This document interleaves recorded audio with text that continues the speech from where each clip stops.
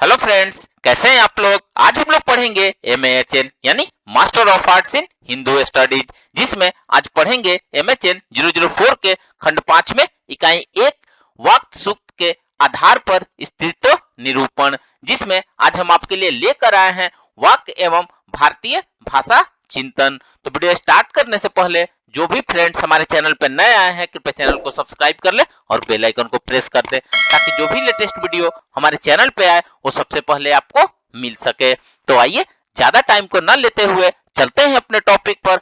वाक्य सूक्त के आधार पर स्त्रीत्व निरूपण में वाक्य एवं भारतीय भाषा चिंतन के बारे में पढ़ते हैं। तो आइए वीडियो को स्टार्ट करते हैं। भारतीय ज्ञान परंपरा के आधार में भाषा तत्व है, इसलिए भाषिक चिंतन की वेदों से आज तक प्रधानता रही है। ऋग्वेद के प्रस्तुत वाक्य सूत्र से लेकर आज तक विभिन्न रूपों में भाषा पर विचार विमर्श का क्रम चल रहा है, जिसके प्रवाह अभिच्छिन्न है। इसी इसी का सद परिणाम है कि शब्द की शक्ति व उसकी सत्ता पर बहुत विचार यहाँ प्राप्त होता है। भाषा को आधारभूता शक्ति के रूप में प्रतिष्ठित किया गया है। वाक्य सूक्त इस प्रतिष्ठा का आधार है, जिसका निरंतर विकास होता रहा है। समस्त चिंतन मनन भाषा अर्थात वाक्य के ही अधीन है। यह जगत वाक्य से ओतप्रोत व वाक्य द्वारा ही संचालित होता है। उसमें किसी प्रकार का दोष अथवा व्यवधान उपस्थित होने से जगत का सामंजस्य बिगड़ता है तथा अनेक प्रकार की विपरीत परिस्थितियां उत्पन्न होती है। इसलिए उच्चारण की शुद्धता से लेकर पद या वाक्य प्रयोग की शुद्धता तथा अर्थ के अनंत विस्तार के सामर्थ्य तक गहन चर्चा वेद वेदांग उपनिषद पुराण काव्य शास्त्र आदि समस्त ग्रंथों में उपलब्ध है। नहीं वाक्य देवताओं की जिह्वा व अमृत की नाभि अर्थात केंद्र की भी संज्ञा दी गई है। वाक्य सूत्र में वाक्य की कर्तव्य शक्ति, धारण करने की शक्ति व हरण करने की शक्ति तीनों का ही उल्लेख प्राप्त होता है। भाषा समाज को धारण करती है तथा उसे एकता के सूत्र में बांधते हुए सामाजिक समन्वय का मार्ग प्रशस्त करती है। भाषा सृष्टि भी है, स्थिति भी है तथा संहार करने वाली भी है। यदि दैवीय शक्ति के रूप में देखा जाए तो भाषा ब्रह्मा विष्णु व महेश तीनों शक्तियों से संपन्न है। इसी कारण भाषा अर्थात वाक्य को भारतीय परंपरा में देवता माना गया है। परम शक्ति संपन्न तत्व यहाँ देवता के रूप में समादृष्ट व व्यवहृत हैं। शतपथ ब्राह्मण में वाक् तत्व को प्रजापति की संज्ञा दी गई है। भाव यह है कि जिस प्रकार प्रजापति अर्थात ब्रह्मा इस सृष्टि के सर्जक है, उसी प्रकार वाक् भी इस सृष्टि का रचना करती है। वाक् विराट है, उसे विश्वकर्मा की संज्ञा भी दी गई है। विश्वकर्मा इस सृष्टि के आदि शिल्पी माने गए हैं। वाक् भी आदि शिल्पी की भूमिका में है। वाक् ही सब कुछ करने वाली है, विश्व की कत्री है, इसलिए विश्वकर्मा भाषा से ही संसार भाषित अर्थात प्रकाशित है। यही वह ज्योति है जिसने ज्ञान प्रकाशित होता है तथा समस्त संसार के सभी क्रियाकलाप संचालित होते हैं। वाक्य पदीयकार भृतहरि का कहना है कि भाषा ही ज्ञान को प्रकाशित करती है, उसके बिना ज्ञान संभव नहीं है। वाक्य तत्व का समस्त भारतीय वाड्मय में बहुत ही आदरणीय स्थान है। आचार्य दंडी अपने काव्य शास्त्रीय ग्रंथ काव्यादर्श में भाषा को संसार को प्रकाशित करने वाली ज्योति की संज्ञा देते हैं और कहते हैं कि यदि शब्द रूपी ज्योति संसार में न जलती तो इस भुवन में चतुर्दिक अंधकार रहता। आइए अब नेक्स्ट पढ़ते हैं। भारतीय परंपरा में वाक् शक्ति। वाक् भारतीय ज्ञान परंपरा के आदि से ही एक शक्ति है।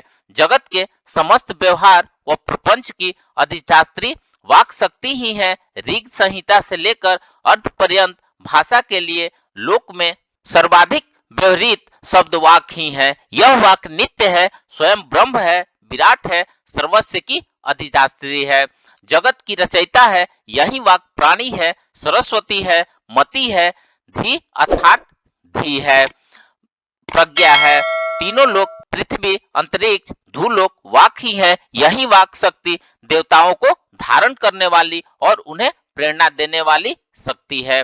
वाक सूक्त में वाक स्वयं की शक्तियों का उद्घाटन करते हुए अपने सर्वशक्तिमान स्वरूप का कथन करती है। यही शैली ही स्वयं में अद्भुत है। यह आत्म स्वलाघा अथवा स्व का महिमा मंडन नहीं अपितु स्वयं शक्ति कथन है। कथन व वर्णन इसलिए आवश्यक होता है कि ताकि उसकी तात्विक महत्ता समझी जा सके।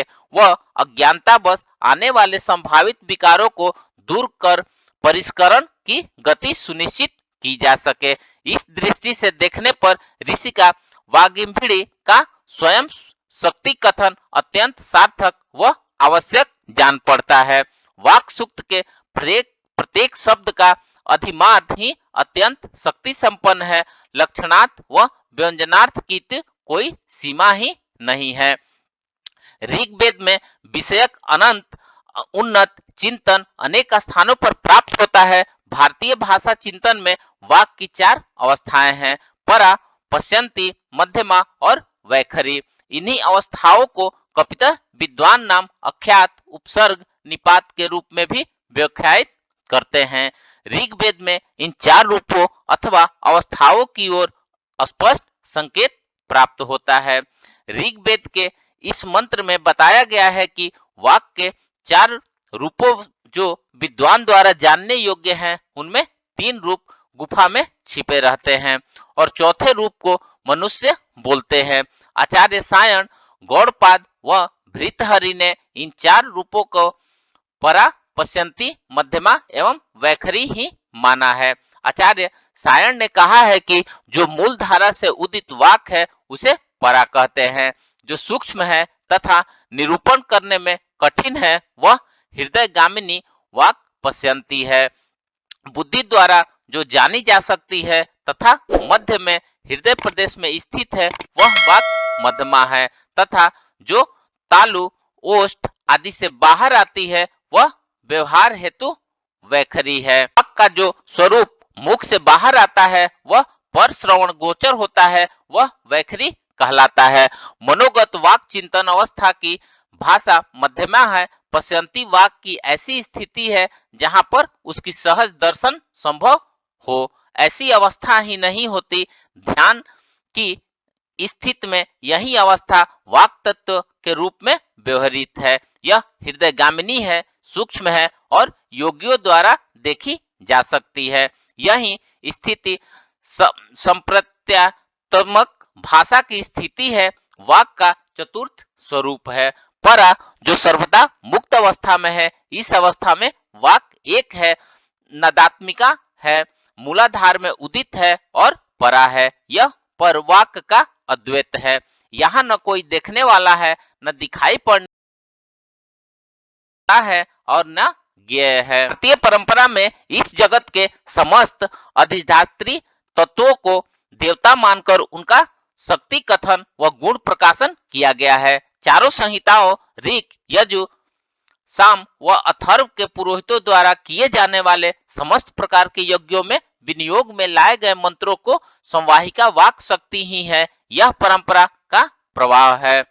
जहां शक्ति की शक्तिमता व गरिमा का मान निरंतर होता रहा है। भाषा का भले ही आंशिक विस्मरण हो परंतु भावों के स्मरण अस्फुरण में नैरतन्य है। यही गुण व भाव भारतीय संस्कृति को अद्भुत व विलक्षण बनाता है। फ्रेंड्स, इस प्रकार से आज हमने वाक सूक्त के आधार पर स्त्रीत्व निरूपण में वाक एवं भारतीय भाषा चिंतन के बारे में पढ़ा।